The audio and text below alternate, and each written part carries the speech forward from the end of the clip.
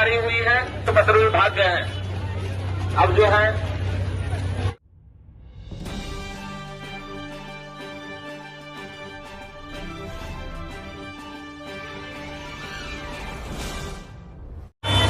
तितर बितर हो जाए अन्यथा प्रशासन को जो अगली कार्रवाई के रूप में वाटर कैनन का प्रयोग किया गया है।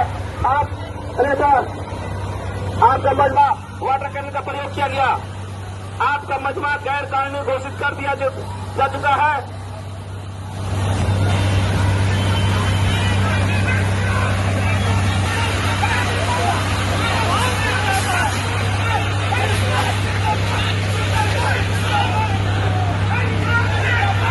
वाटर कैनन की प्रक्रिया के बाद भी आप लोग नहीं मान रहे हैं। आपका मजमा को गैर कानूनी घोषित कर दिया जा चुका है, उसके बावजूद भी आप डटे हुए हैं। इसके बाद अगली कार्रवाई के रूप में लाठी पाटी पूरी मुस्तैदी के साथ आपसे निपटने के लिए तैयार है।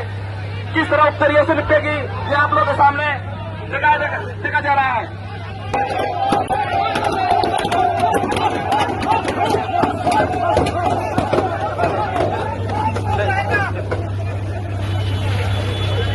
कुछ गिरफ्तारी हुई है तो बदरू भाग गए हैं। अब जो है लड़ रहे हैं।